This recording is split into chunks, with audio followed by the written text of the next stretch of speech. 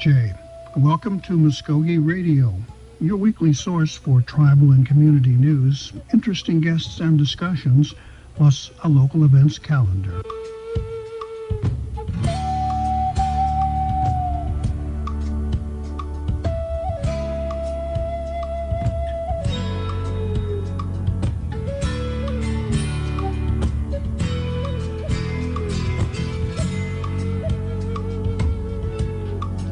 SJ, Stongo, Gary Fife, Joe Chamberlain. Darren, DeLaune, Joe Chamberlain.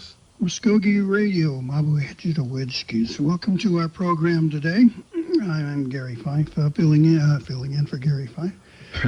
We've got a couple of segments on our show today. We're going to be talking with Nancy Mason from Youth Services about the Spring Celebration event coming up. They're still in the planning stages, so we'll get a preview of some of their agenda and some of the ideas they've got. And then in our second segment, we'll be talking with Joe Chamberlain about the upcoming Trail of Hope Sobriety event, a far more serious subject, but just as important to our Native people. I'm glad you're in the studio today, Darren. I've been under the weather just a little bit, so in case I have to duck out or something, ta-da, it's the Darren DeLaune Show. No problem. I think everybody's coming down with something. I mean, I know a lot of people, my daughter, she's just slowly getting over her throat being sore, and she's even went to the limits of green tea and honey, which is, I hear is good, but the combination just sounds nasty. Oh, so. It actually is. It's quite soothing to the throat, and for those folks in this kind of business, sometimes it's really a godsend. You can feel like you feel terrible otherwise, but as long as your voice works, you know. So I'll stick to gargling with salt water. This is what I've been told forever. Got a whole ocean full of it. Yeah. Okay. Anyway, let's get on with it. Anyway, I'm glad you're here. So just in case I have to disappear for a little bit, no problem. Darren will be here. First of all, we'd like to welcome Nancy Mason into the studios here at 1240 The Brew. Thanks for making time in your morning. We appreciate you coming down. Glad to be here. Really excited. We need you to tell us, first of all, let's recap, what is the Spring Celebration? Well, it's just an event for families to come out together on spring celebration, on their spring break. We do it usually the Tuesday of every spring break, so families are kind of familiar with that. It's free fun. We have a lunch that's provided, and then activities that happen. The event's from 9 to 1 at the Beggs Dome in Beggs, Oklahoma. And things that we do are just like, there'll be actually a carnival this year. Normally we have our resources from the tribe come out and share their information, but this year they're just all going to have games, so kind of like a carnival style. And then we'll have other activities going on. The Preston Jump Rope team will be there, stickball, a stomp dance demonstration, and haircuts. Free haircuts is one of our big things. Oh my, sounds pretty amazing there. Is that only for the kids? Well, if there's availability. They actually, we're partnering with Paul Mitchell Studios. They've been working with the tribe in several different capacities. A lot of our students go there for education, and so they've been working with us on several events in the last couple of years, and they're bringing about 15 hairstylists, so you can get a cut, a braid. They're really, really good, and so definitely they should have plenty of people available for that fresh new cut. Never know, just have to ask. Exactly. Well, I've been wearing the same hairstyle for about 40 years, long, straight, and parted down the middle. It seems to be pretty popular among our people coast to coast. Yeah. Now, you mentioned a spring break. When I think of that, I think of college students, taking their annual pilgrimage to some sort of seaside sort of thing and debauchery for a week, but this is nothing like that. Definitely not at all. It's family fun, and so we have ages 18, usually about 2 to 18-year-olds as far as our young people, but we encourage their families to come out also because it's just a good time for them to do something fun in a positive environment. This event is actually coordinated by our Tribal Child Youth Coalition, and so overall that group looks at wellness for families, and so this is just one of those pieces that we're able to do that's really fun and exciting. It's grown every year. Last year we planned for about 500 and about 450, and we had almost 100 extra, and so that was exciting, but definitely at the same time we've made accommodations this year because we expect the crowd to grow even more since the word is getting out there and people are learning about it. You said it's the 14th annual, correct? Yes. If I'm not mistaken, It's been at Beggs the last few years, but where else has it been? I mean, it's been throughout the Mvskoke Creek Nation jurisdiction. Yeah. Initially, before I was even involved with it, I brought my kids to it, and it was actually just held on the tribal grounds out in that open area, and so that was pretty cool. They've done it at the Dome with our Creek Nation Dome.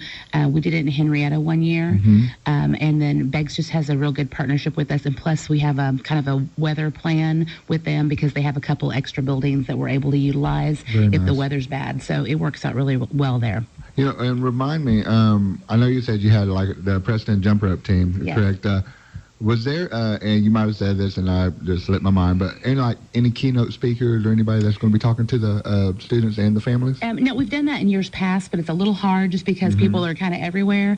So we've kind of taken away the keynote speaker and just allowed for times to do door prizes and things like that. We definitely do a welcome. So we do our traditional welcome at the beginning of the day. And then during our door prize section, we'll have some of our dignitaries coming out to speak to the families, just saying a few words. So. Well, that would be good because I've tried to address a couple of festival crowds in my long career here, and they really don't care. Yeah. So hurry up, get on with it so we can get back to the games. Exactly, yeah. They're really ready to have the fun. We've had, they always definitely try to pay attention, but it's a hard environment to do a keynote presentation, yeah. You'd rather have somebody listen because they were interested rather than because they had to. Sure. All right. 20 minutes of this guy, shut up. The event sounds like a welcome break for students and the families. So why is this so important, do you think? I think it's just important because it gives families that opportunity to do something a lot of families aren't able to afford going somewhere on spring break. And so it's just free fun. There's door prizes, so the kids might be able to get a bigger prize. But in addition to all the carnival games, we'll be giving away smaller items. And so everybody's going to go away with a goodie bag. They'll also get a bag full of information. We've asked all of our programs to provide us pamphlets and things like that. So they'll be able to get that when they first get there and have all that takeaway information. And I know from my program, I've had people who respond after spring break, hey, I got your brochure and I wanted to ask more questions about this. So it's just a good way for them to get information and get connected. Yeah, I think the emphasis has shifted from resource tables to games. So it's more fun. And there's only so much you can do when you kind of walk around at tables and there are brochures and pamphlets. After a while, you get a bit jaded, no matter how good it is. But if you've got something to play with, then it's a different story. Exactly. And I think even I'm real excited. We have the National Council is actually going to be offering a game booth. So that's pretty cool that they want to be involved with this also this year, as well as our Youth Council will be holding their own game booth, too. It won't be a dunk tank, will it? No, but that would be great, right? Oh, boy, Lucian here. Yeah, maybe next time. Well, I've seen that happen before where various administrative officials were up perched on that little bench. Big smiles when people hit that target. That'd be a great fundraiser, right? It was, from what I remember. There was quite a line of people. For sure, I bet. With evil grins on their face, hoping to get their hands on this ball. The coalition now, I don't think we've ever really kind of elaborated on who the coalition is, so maybe you can take a second there and tell us who's involved with it. Sure. There's tons of different departments from the Mvskoke Creek Nation. So a lot of the behavioral health programs, youth services, employment and training, children and family services, our child welfare program, Office of Child Care, just pretty much any program that touches young people and their families are involved in that, as well as now our coalition is growing, and so we have community partners like our health department has joined us recently. The Youth Services Office for Okmulgee County is a part of that, and then we've really been trying to recruit parents and community members and young people to be a part of our coalition. Well, it sounds like it's really grown significantly. I think the addition of the health people is really important there. But you don't want to give the impression it's just for people who might have been in trouble or something like that. It's not that. No, it's not. It's really just people coming together as a coalition, working together to improve situations or create cool events like this that families can be involved in and learn something from. So there's several coalitions around the state. There's actually one here in Okmulgee County, the Wellness Coalition, that I'm a part of also. And so it's just kind of a new trend kind of thing because there's not a lot of funding that's available for different things like this. And so people have to come together and partner, and people collaborate, and so that's the way we're able to do that through coalitions. For me, being on the Tribal Child Youth Coalition is really important because I'm able to learn more about the different programs available to help the youth in my program, because my program doesn't do it all. I definitely have to reach out to them, and I just really like to collaborate. Sometimes we get in those meetings and I get really excited about the ideas that come out, because I always want to do whatever it is that people come up with. I think the ideas are really great. Well, it sounds like you're really excited about it already. Yeah. Gosh, the enthusiasm is just boiling over. Definitely. And our Tribal Child Coalition actually meets the last Tuesday of every month at 11:30. We're usually at the housing building, but people can always call and check. We've had to move a couple of times because our group has gotten larger, but it's usually at the housing building on the second floor on that last Tuesday of every month at 11:30. And we provide a lunch, so we ask people to let us know if they're coming so we can accommodate, because we do, like I said, the group grows every time. We don't want to leave anybody out with food, but they can contact myself at the Youth Services Office, or Erica Ridgely, who is the co-chair of that coalition, and she's with the Department of Health. Is there, this is kind of perhaps an odd question, but is there any way that you can, perhaps measure the impact of this kind of thing? Have more people become involved with various programs, or come up to you with feedback saying, I didn't know about this and now I do, and now things have changed? Yeah, I think it's probably a lot of we couldn't provide numbers so much, but definitely just the numbers of people growing in this event. I think that's one thing we can look. Every year that I've been a part of it, this is I think my third or fourth year to be on the committee, we've had about 50% about 50 to 100 extra people attend every year. So definitely the word gets out there more. People are coming. Like I said, we expect a bigger crowd again this year, as well as our committee that helps with this has grown. And there's even a lot of people that they're not always able to come to the committee meetings, but they know, hey, I'm coming, put me down, let me know what you need me to do. And then even just our resource fair that we're going to have, those game vendors, people are still calling saying, hey, can I still get a table? Can I still get a table? They want to be a part of it, yeah. Has this change in your direction, I guess, for this year come as a result of some feedback saying, hey, well, it's nice to hear speeches and see the brochures, but we'd rather play? Yeah, definitely. And we evaluate after every meeting, or after every event, to see kind of what worked and what didn't, and what things we'd like to try differently. And so just over the few years, like the first time I was involved, we had a speaker, and like I said, it just didn't work well. It was hard to keep people's attention. And so we decided to do something different. And so every year we've changed things up a little bit. We've even changed the time frame. It used to be an all-day event. Now it's a little bit shorter, only because people kind of leave after lunch. Mm-hmm. So just, if we know they're going to be gone about that time, so we've decided to go ahead and end it a little quicker. Last year I think we ended at 2. This year we're ending at 1, just because we knew people were going to be done, and we're doing door prizes at that point. So once you get your door prize, you're usually ready to go. That's a good strategy, because I've run into various Native groups around the country, and they've, I guess, learned the hard lesson that if you eat first and then have a meeting, forget it. Your crowd's gone. They're going to go off to digest somewhere, and perhaps take that siesta. Hibernate. Yeah, there we go.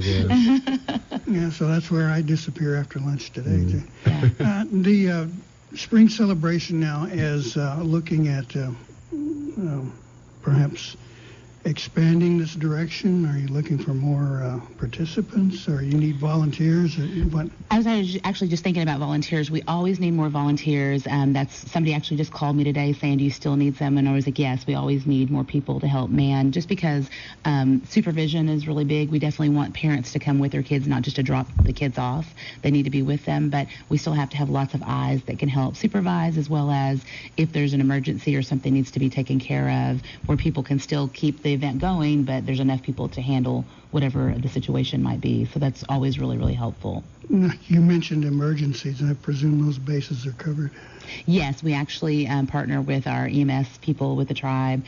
We have several people who are volunteering who are CPR certified, first aid certified. So we definitely have people that will be there. Our CHRs will be on hand also. They'll be providing some great cotton candy during the event, but they're there for emergencies too. Oh, well, Darren and I show up. Yes. We may not be CPR qualified, but we could write a press release. There you go. Yes, you could. Now, we mentioned, still on the subject of volunteers now, first, let me make this point. It's not a babysitting event. Right. So if you show up, stick with your kids. Yes. And you want to learn something, too, besides just occupying the child for a few hours. Right. You can do that with a TV. Yeah, exactly. But volunteers don't have to have any specialized skills. I mean, even people helping direct traffic or something like that is useful. Exactly, yeah. And we really try to rely on employees of the tribe to be our volunteers, and we always have really great support with that. Chief Floyd has even, encouraged that to have supervisors allow their employees to come out and help us. So that's really, really helpful that we're able to do that, and just kind of keeping track of, yes, your staff is here, they're working, they're helping us, and that kind of thing. We even did a mandatory training for our volunteers this year so that they would kind of know what to expect, because we've asked for more volunteers. Sometimes it's people's first year, and so they don't know, really what they're going to be doing there. And I guess the biggest thing we ask them is just to be really flexible, because they may be assigned to help with the inflatables, but we might need them to actually come in and help with the face painting or something like that. So, and they all seem really, really excited and eager to help. Oh, well, that's good. Volunteers, be prepared to be pulled in 100 different directions. This happens. Just get used to it. It's okay. Yeah. Nancy, what all activities are going to be going to be there for the kiddos? So we have stickball and stomp dance. That'll be usually two of our really big activities that we have, and we have some folks who work with the tribe, as well as just some community members who'll be coming in to do that. We have the game booths, obviously. There'll be a couple of inflatables. We usually try to get one of those great big ones. It's like an obstacle course. Yeah. So, yeah, those are really big hits. Our reintegration program does a drunk driving goggle course, so they'll be there, as well as we have a partnership now with First Tee of Tulsa. It's a group that provides golfing lessons, but they incorporate life skills into it, and it's free. It's like really amazing. And they're in Tulsa, like I said, but they want to work with our kids in our area, and so they're coming and they'll be doing a fun game that they have. I cannot remember the name of it right now, but it's just one specific golfing game that they play, and so that'll be there. Yeah, be careful, because there are going to be a couple of adults that are with Creek Nation that say they're going to volunteer. I put quotation marks. They're going to be at that golf place. Yeah. So that's a brand new activity, so we're excited about that. I'm trying to think what else. There's music. There's a dance contest too, so that's always fun. I just saw Darren's ears perk up. That's right. No. He's going to give us some lessons. Now, going back, you mentioned at the beginning there, stickball. Yes. And I don't play it, but I know my partner over here does. But that's a pretty rough game sometimes. So I presume it's kind of scaled back. It definitely is. Yeah, it's definitely for fun. We try not to hurt anybody during that game, but they definitely talk to them about the game, a little bit of the history of it, just really kind of teaching them. And we also have, I haven't mentioned, we're trying to encourage our community centers to come out. And so they have a special contest, and they have to register by this Friday. They can contact Natalie Russell with the Department of Health if they're interested in doing that. But we want our communities to bring groups of people. And so last year, Okima's Community Center actually won. They brought the biggest percentage of their members, and they won a gigantic prize package. It was a set of stickball sticks, a ball, some other sporting equipment, things like that. This year we're going to split the prizes up, so we'll have a first, second, and third, so people will get to enjoy those prizes more. But there's things like a barbecue grill, chairs for their community center, volleyball net, basketball goals, and we have the stickball and sticks again. So so that's really good. We really want our communities to come out, and we really, like I said, I think that increased our attendance a lot last year because we had a lot of communities who participated. Could you go ahead? I mean, I know we're going to ask again at the end of this segment, but could you go ahead and give out Natalie Russell's phone number now? Yes. Natalie can be reached at 224-9307, and I think I'd also mentioned Erica Ridgely. That's a number that you can reach her at too. She's over the Tribal Child Youth Coalition if you're interested in coming to that, as well as any questions can come to me. My number is 549-2557, or you can call the main number at the tribe, and they'll help you get connected with any of us. You know, the time that I was there, They also had like not only with the haircut but like a massage. Was there going to be any like that? Not this year, but you know what? I think we might have just forgot that. I think we went with a different company that helps us, but I'm going to put that on the notes. We'll make sure next year, Darren. I think too many people fell asleep. Yeah, probably. Our volunteers, yeah, that was a big hit though too. It really was. Yeah. I mean, I know the kids enjoyed it. I mean, they were just shocked. I know. I remember seeing a lot of them. When they would get their shoulders, like when they were like, why are you touching me there? Quick. You know, it was kind of funny. Right. It was really comical. It was very comical. You say it starts at 9. These events, they usually these kids are showing up like, say about what time do y'all volunteers would need to be there? Volunteers are going to be there early, probably 7:30. We'll give them their final time, but yeah, we have people that start coming between 8 and 9 o'clock, and so we just have to be ready for them to get there. We set up pretty much everything the day before, so usually it's just making sure the bodies are where they need to be on the day of the event. But yeah, they start coming in and they're ready to do their activities. We'll have lots of the vendors coming in during that same time frame, just getting set up. So. Yeah. And you mentioned earlier, could you go over again what offices will probably be represented for the Mvskoke Creek Nation? Oh my gosh, there's so many. I know our higher education program, the Scholarship Foundation, the National Council, Youth Council, Office of Child Care, all of the different behavioral health programs. They've been doing quite a bit lately. I mean, one thing I know that they were doing, they had a project launch there, one of their grants, and they've been doing a lot of yoga. Yeah. You should have asked them to do it because they were like suffering yesterday. I heard about that. Actually, we could maybe throw that in the agenda. Yeah, you never know. I'll give them a holler about that too. Right. We'll do that. I think a couple of our committee members were in that. So. Yeah. So I mean, it's a great thing. I mean, it's always a great thing. It's always getting bigger and better every year. Now with I know you're saying a lot of communities, but I noticed in years past there's been a lot of still schools that will bring buses in. Yes. What schools usually do that? Do you know right offhand? Or? It's really our daycares with the tribe. Yeah, they bring usually all of their kiddos and let them enjoy the activities. I don't know if we've had an actual school, like a high school or anything that's brought them in. Not that I'm aware of, unless they just came in and we didn't realize. But mostly those daycares. Preston will bring their kids on their bus just because they're actually still in school, but they get to come and perform and do their jump roping activities for us. Okay. But it's usually big. I've seen that phenomenon happen like at the festival. There'll be busloads of kids show up with the same colored T-shirts so they can easily be identified. Right. And when you get that many kids together from so many places, you got a bit of, let's call it controlled chaos. Yes.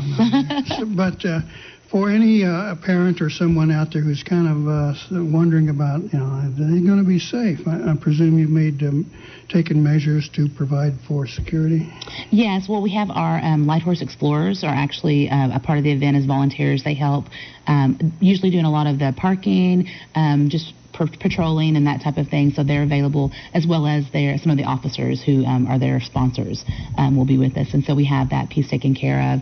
And then the folks from Beggs are just really good. They have people that are assigned to the dome for us during that event, and they're just really, really good to work with and just so helpful. Like sometimes it feels like they're doing more of the work than we are, kind of thing. That's how helpful they are. Yeah, they're great. Fine with me. Yeah. Now it sounds like you're opening this event up to the rest of the surrounding communities too. It's not just like an Indian or a Creek event. Right. It's open to all of the communities. Anybody who wants to come can come. They're welcome to do that.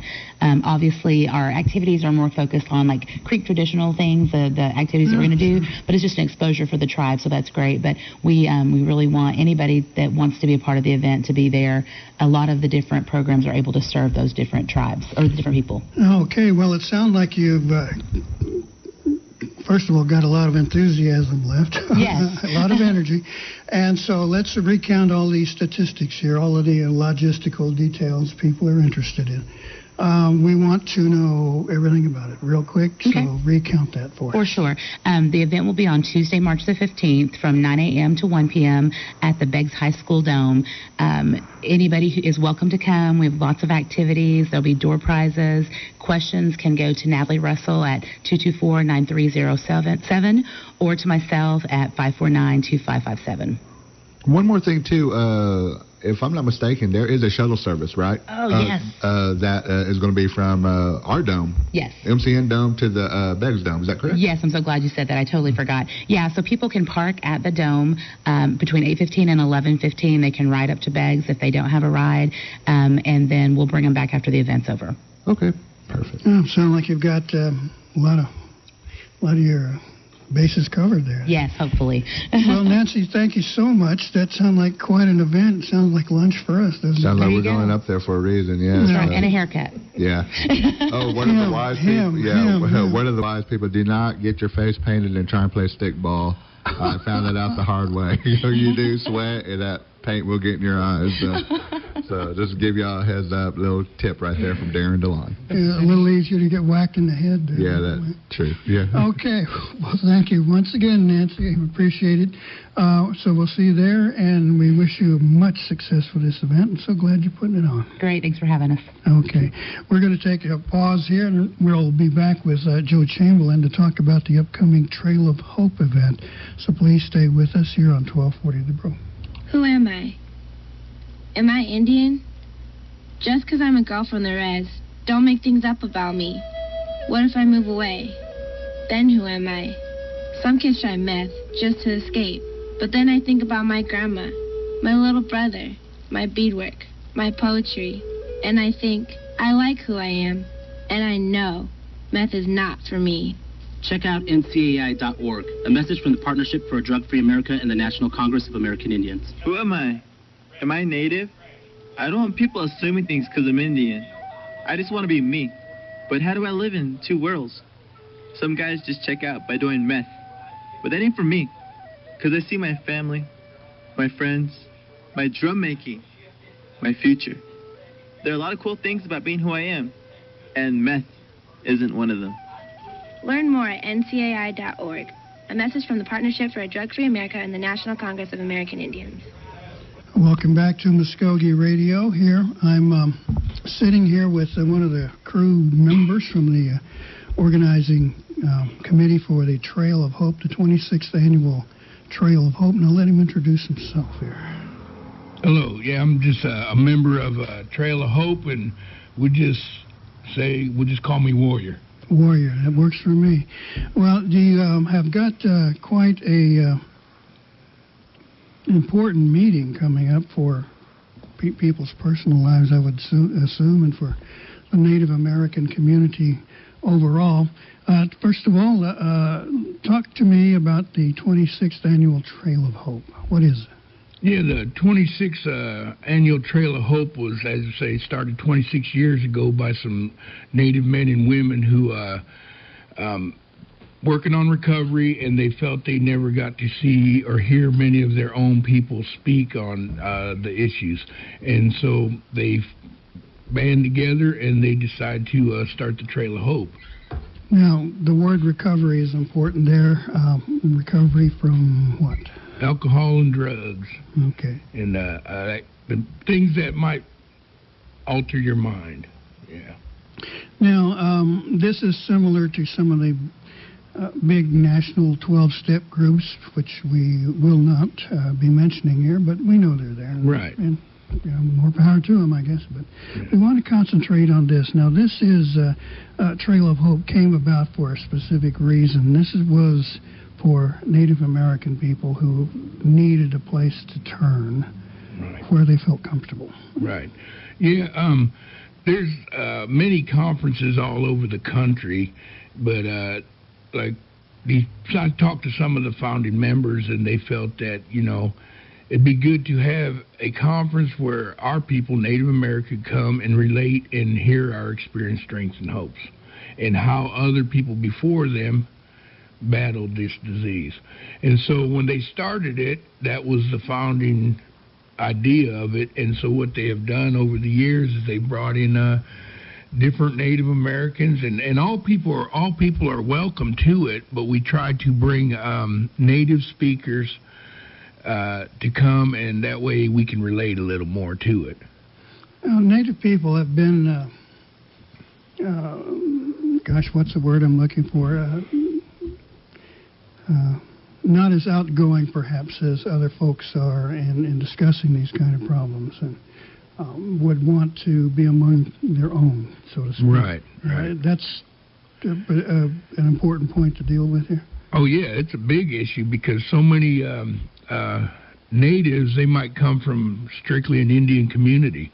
And when you're raised around just your own people, and then you come into some of these rooms, and there's not so many of our people, native people, they may not be so free to come out and share what they're going through or feel part of. So I think it's a big issue that we have events like this and organizations within the tribes that where our people can go and feel comfortable.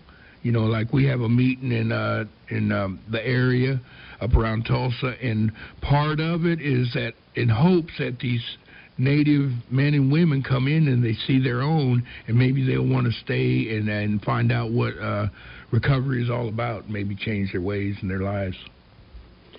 The groups that you work with up in the Tulsa area have now put this meeting on Native American Sobriety Conference now for 26 years. And have you seen any impact, do you think, not just individuals who might grow and expand and recover and build in that recovery, but in the community? I mean, are numbers growing or changing, or perhaps age groups now? Is it opening up? Have you seen that kind of thing happen? Yeah, there's all around the country, there's an organization called White Bison, and it's a well-briety movement, and they're more than willing to be spoken about. It was founded numerous years back, and it's a wellness movement, and it's going on all around the country. There's been walks across the country. I've actually done an event right over here in Glenpool some years back, but the whole movement is about, okay, I get recovery, I changed my life, but then what do? I'm just sober, and I just go to these rooms all the time. But no, it's not about that. What do? I try to heal my family. Then from my family, I try to heal my community. And because we as Indian people, a lot of times we live in one area, so what do? We send people off to treatment, they get help, and then what do? They come right back into the same community that isn't even healed or well. So then what happens? The chance is that they're not going to stay in recovery and stay in wellness.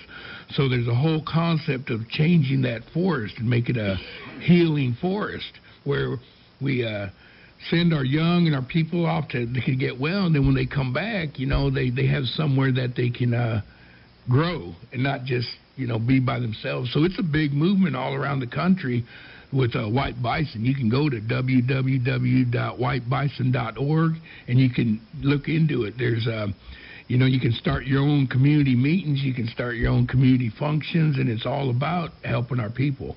The young, the elderly, the everything. There's different, with Indian people, we look at different, what they do is the medicine wheel. There's different quadrants in our life. We go from youth to adolescent to adult to elder, and those are also the 4 seasons of, the earth.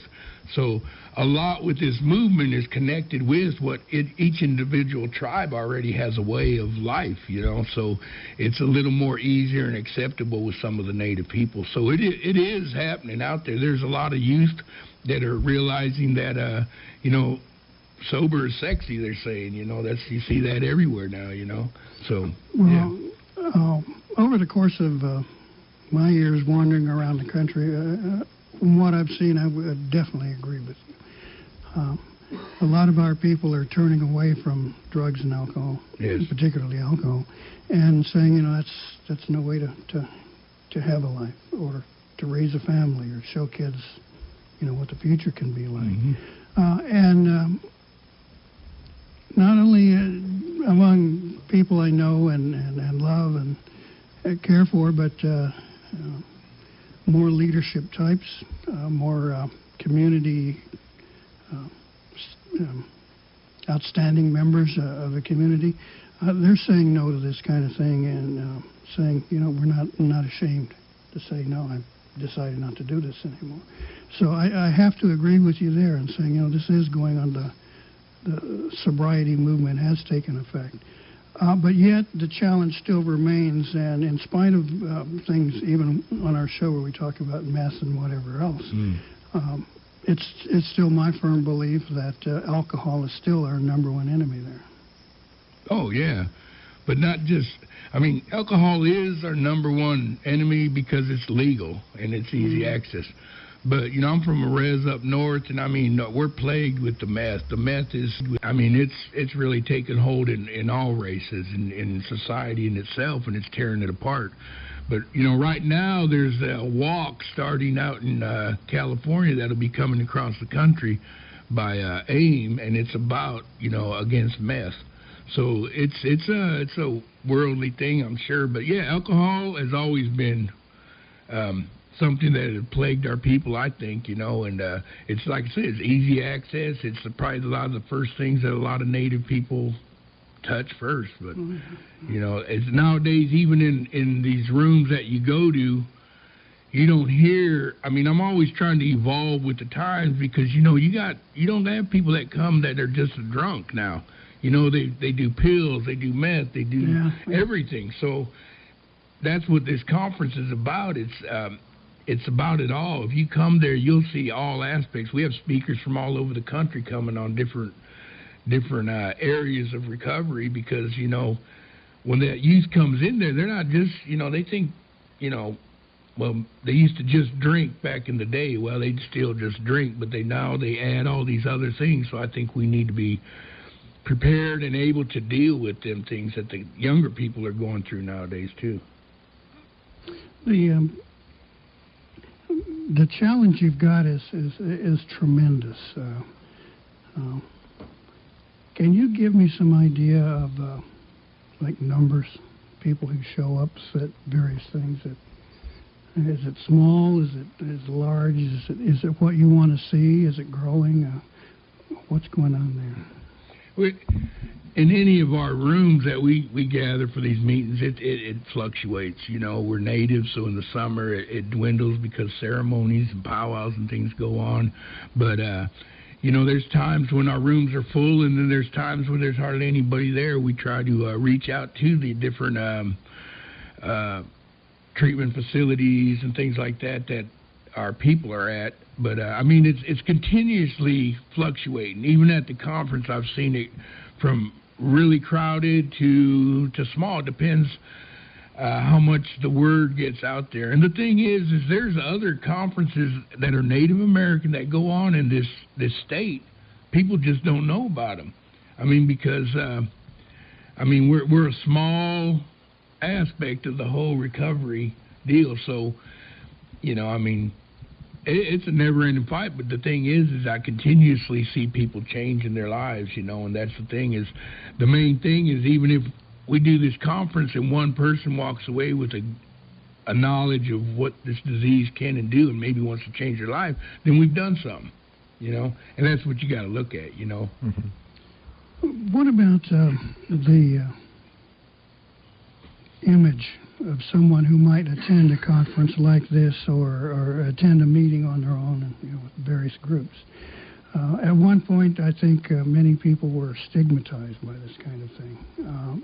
Unfortunate as it sounds, it's true. Like, oh, he went to a meeting, and some of the reaction I got from some close friends I had, when they were, let's just say, forced to deal with it from either a legal source or their family or whatever else. They had to attend something like this. And their attitude was, it's a joke. You had to go do 30 days in recovery. Come on, let's go get a beer. Mm-hmm. And immediately they'd be back on that same path.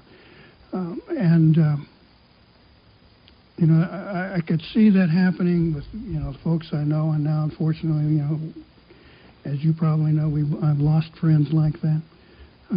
Has there been any change in that? I mean, has our educational effort had some impact on the way people look at these sorts of illnesses now? Well, I know probably the whole of society looks at it not like they did 60 years ago.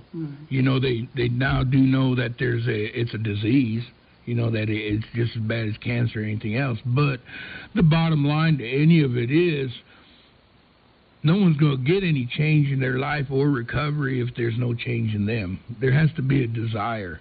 If there's not a desire for me, I mean, I don't know how many times I told my wife and kids and grandkids, that's it, I'm done. You know, I'm there. You know, I'm a man who had 16 DUIs. You know, I've been to prison most of my life. But every time I swore that was it, and I meant it. But there was never any change until that one night. It was no different than any other night when I knew in my heart that, you know, I'm done. I can't do this no more. And the only difference is I didn't get up and let everybody know. You know, and I did something I hadn't done in a long time, and I prayed. And, you know, then things changed. So I think we continuously have to educate. We got to continuously putting it out there, which tribes are taking on a lot more, which I'm glad of. The government, everybody, they're putting it out there more. But the bottom line is, unless somebody wants it, they're not going to get it. I mean, I know they have drug court and all these different things that force some people into it. And that does help some because, you know, they got to be put into it, forced into it, and they can hear the message and maybe gain something. Because, you know, if anybody who's an alcoholic drug addict knows, we know it all. And you know, we ain't going to change nothing until we're ready to change, no matter what people tell us. So, I mean, there is the educational aspect. Yeah, they're putting it out there a lot more. And I think that's half of it. We have to continuously put it out there for the kids, put it out there. We have to show them something different for them to, you know, see a difference. I mean, when they see a difference in us, like he's talking about our leaders and all that, and I mean, I think for me, I let everybody know, you know, it's no big deal because how's any of them kids or young adults going to know if I'm hiding behind, oh, well, that's what I used to do, you know? So I think, you know, I take my hats off to leaders that say, you know, yeah, I once had a problem with drugs and alcohol, but this is what I did. You know, to show people that, hey, I can come from this and become this, you know? So there's a lot of great people out there that people don't even realize they walk the same walk I have. They just don't share it, you know, all the time, so. That's going to roll into my next question, and of course I apologize for coming in late on to this segment. Is there maybe one story or a series of stories that you have heard that, you know, just like I guess a story of success, you know, they've made it through, but they it says, okay, this is why I'm here, this is why I keep doing this. Is there one story that you have heard, and if it's okay, would you mind, you know, telling it? Well, the big thing that I hear and I see in there is that, and it comes back to kind of what I said, is there's a lot of relapse in the deal, you know, in the disease. There's a lot of people continuously trying to do this. For myself, I know it didn't change till I was ready for it to change. And I hear that a lot in different areas, different places, different meetings I go to. But when you really hear the final end of it is, these people made that change in themselves. They had to make a decision. You know, I mean, there's no real answer to that other than, you know, you got to keep on wanting it. You got to want it. I mean, every day I get up and I recognize, you know, today I could drink if I chose to. Today I could do some dope if I chose to. The key word is I got a choice today. It only took me, you know, 40 years to realize that. You know, I lived on I'm from a res, you know, everybody around me drinks, you know, I'm in this life. But one day I realized that, you know what, I got a choice as to whether I want to pick up a bottle, pick up a drink, pick up a needle, or whatever it may be. And once you realize that choice, then I just do things daily to ensure that today I don't drink and drug, you know. it's not about religion, it's about a spiritual aspect, if you ask me, and that's what it is, I ask a power greater than myself to help me every day. Yeah, and also with the several organizations that we have throughout the United States, and they have their own ways of doing things, and with your organization, is there something that's that y'all do maybe for a traditional aspect? And the reason why I'm asking this is there anything that, maybe, I don't know, people that like get blessed before a certain meeting, or get blessed like at a conference or sweat lodges, stuff like, stuff or ceremonies like that. Do y'all do any types of things like that? Oh yeah, with ours, we actually, with any of them, if you look into any of them 12-step programs, a lot of times they talk about, you need to get a connection to a spiritual power greater than yourselves. And with us, we, most of us rely on our native traditions. There's no one way, but like at our conference, we smoke off the area we use beforehand. We actually have a sweat one evening, for anybody who comes to the conference who wants to participate. A lot of us that are in the group, we actually sweat every week. We go and pray that way. We also, with our group, if we have natives that come that may not understand where they come from, their ways or their traditions, I try to myself connect them with somebody from their tribe, maybe, so they can learn some of their ways. So for me and for a lot of the natives that I know, like with White Bite stuff, they implement traditional ways a lot. And for us as native people, I think that's like for me, when I was drinking and drugging and running the world, I didn't go near any of my ceremonies. I didn't go near the drum. I didn't go near them grounds because out of respect for my people, for what I was taught when I was young and I remembered. But when I sobered up, that was the first thing that drew me to them to gain strength and stuff. So for our group, we do utilize a lot of traditional ways. Let me ask a philosophical question, I guess, without opening a whole can of worms. You mentioned many of the other programs around the nation, and they have as one of their tenets that you should have a spiritual connection. The higher power is a phrase that I've heard before. And that can be a stumbling block for many Native people. And you're thinking, well, I don't really like this. Let's go, just use the phrase white man's religion. And no aspersions cast, please. And that power is not necessarily what I know or what I feel, and which is okay. I mean, I like the fact that people have beliefs and convictions and are strong and live them. But I would be the first to admit that somehow I don't think a guy who came from the Middle East like that is going to be some blonde German-looking guy, with long hair. I'm sorry. When I find the answer to that question, I'm sure I'm going to be quite surprised. But you don't necessarily say this is the way you have to go. One of the phrases I heard that always impressed me is, was God doesn't necessarily have to be that heavenly thing that's in this book. It could be simply a good, orderly direction. Yeah. So, are you open like that? Is that what you're saying? Oh, yeah. To me, when I came in, I had my little, things. As soon as they say I have to, this God that I figured was this God, that church and all that, I'm out of here. Well, they pushed that to the side, and that's what I kind of like is that, you'll hear it almost there, pick a higher power of your understanding. And with Native people, yeah, a lot of them do come, I know, to us, and they'll be saying that's not, I can't deal with that. Well, you know what? And I always try to tell them, if you take 10 different tribes and you put them in a circle and you say God in your language, every one is sounded different, but they're talking to the same power. Mm-hmm.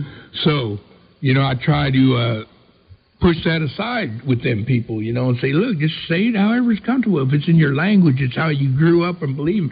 Yeah, it's an issue. But anything can be an issue if you're not really wanting to change your life. Sure.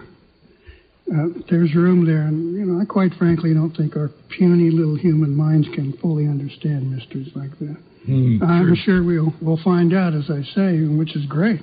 And I'm just not going to change my feelings and beliefs in knowing there's something more than what we know and what we can interpret. Oh boy, I know we've wandered around a bit here, but let's turn back to the meeting here now. Time, place. Now I understand you've got a couple things coming up that'll help raise some funds to cover your costs and things like that. Yeah, as I was telling you before, we raise all the money ourselves. So this weekend at 1901 North College in Tulsa, we're having a 2-day taco sale, Friday and Saturday. And if you're within the Tulsa area and you want some deliveries, you know, just call 918-277-1129. That's my number. And we'll deliver 4 or more. Also, that'll be Friday and Saturday. We'll be doing taco sales. Plus, we had started something called the Trail of Hope Poker Run, which is a motorcycle run. This is the second year. There's a couple local bike groups that they support us by coming and riding in this ride, and they hit 3 different places. They'll go to a store over on Harvard and 15th another way. Then they'll shoot to Mvskoke to Dana Tiger's Gallery. And then from there, they'll come back to TCC West Campus, and there's a Red Fork Film Festival going on and a powwow.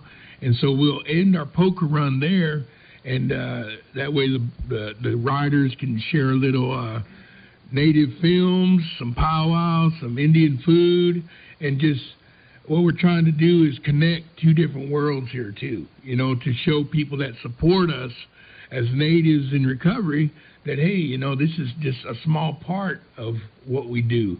We're in recovery, but this is what we do when we're sober and clean, too. Sure, we can still have a lot of fun. Yeah, definitely. It doesn't need that chemical. Exactly. Okay, now, where is the event happening? Dates, time, places? You got that? Yeah, the Trail of Hope is at March 25th, 26th, and 27th at the Crown Plaza, Southern Hills. That's 7902 South Lewis Avenue. And we'll be there from Friday till Sunday afternoon. There's a registration fee, but you know what? If you don't have any money, we don't turn you away. Come out. There's free food. I mean, it's on. You just come and fellowship with some other natives that are in recovery. Maybe meet some new friends. We have speakers from Florida, Ohio, all the way from Shawnee, I think. And so it's going to be a good whole weekend. Kids are allowed to come. We're all about kids. We have a flute player coming in. Will Harjo's coming in to play Friday night, and then we have a comedian, Andrew Bearclaw from Florida, coming in. And so, I mean, what more can you get? Some sober fun, some free food, and meet some new people. So come on out. Sober and fun, they do work together. And Bearclaw. Yeah. And free food. Yeah. Okay, well, I tell you what, Warrior, we appreciate you taking the time to come down from T-Town and share your experience and talk about this particular subject for us. We wish you well in this effort and hope that maybe folks who listen to this show today picked up an idea or two and might want to join you. Well, appreciate having me. Thank you again. All right. Okay, but we're going to take a short pause here, and we'll be back with some community announcements and some news and a list of places where you can get wild onions. So stay with us here on Mvskoke Radio here on 1240thebrew.com.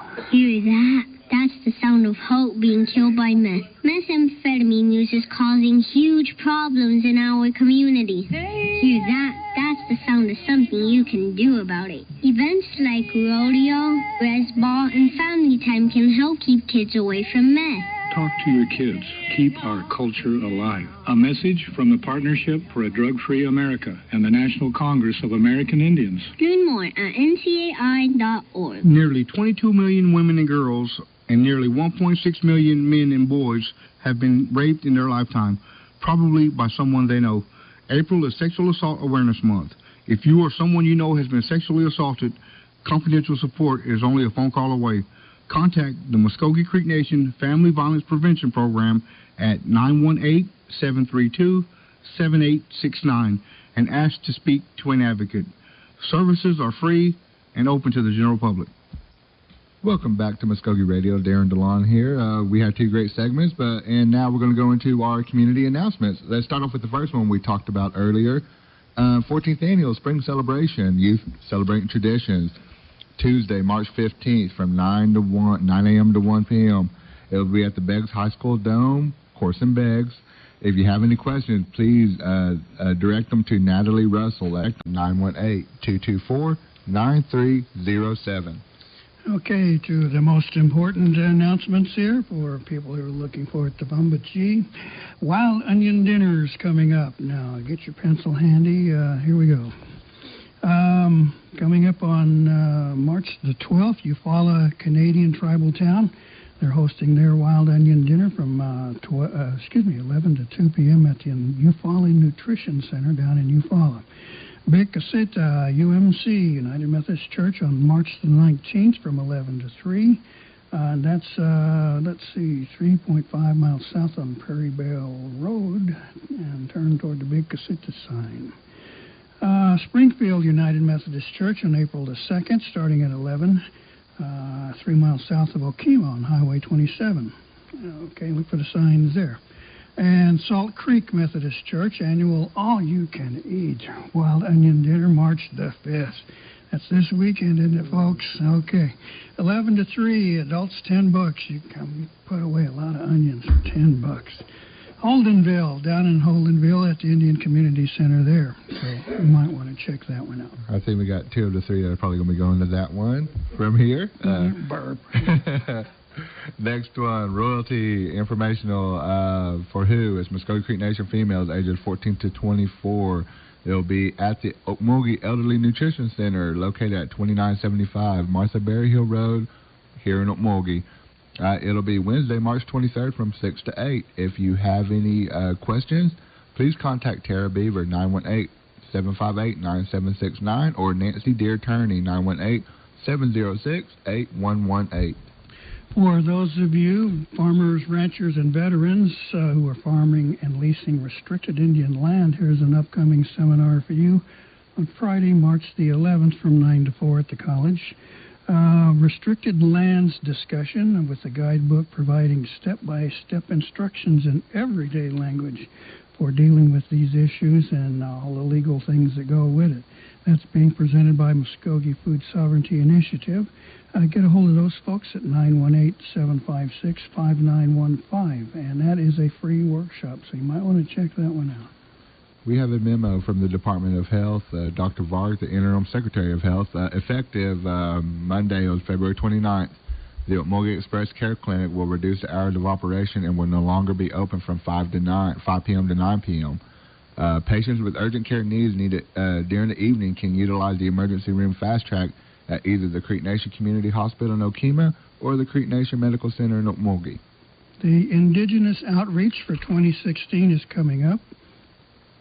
March the 28th through April the 1st. That's a major revival being held at the Creek Nation Dome building with night services beginning at 7 p.m.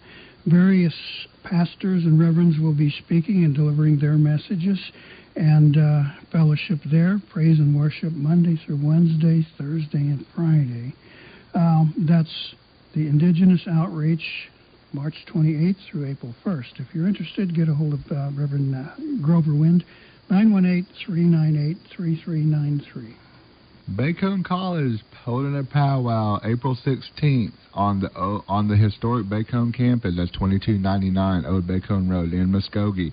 For more information, please contact, no name, just a number, 918-360-6471. And finally, if you are interested in becoming part of this program, you can spring into reading, which is going on now until April the 30th.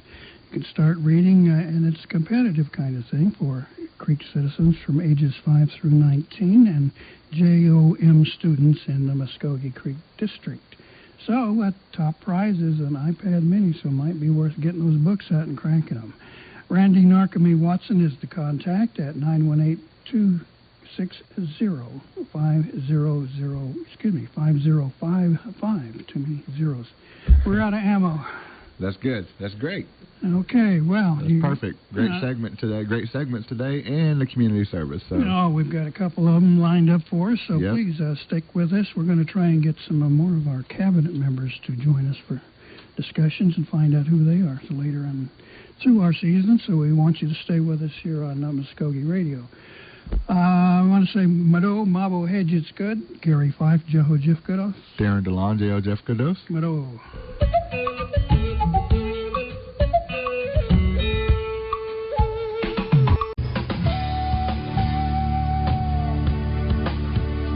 You've been listening to Mvskoke Radio. Join us again next week for more local, tribal, and community news and updates. Mado.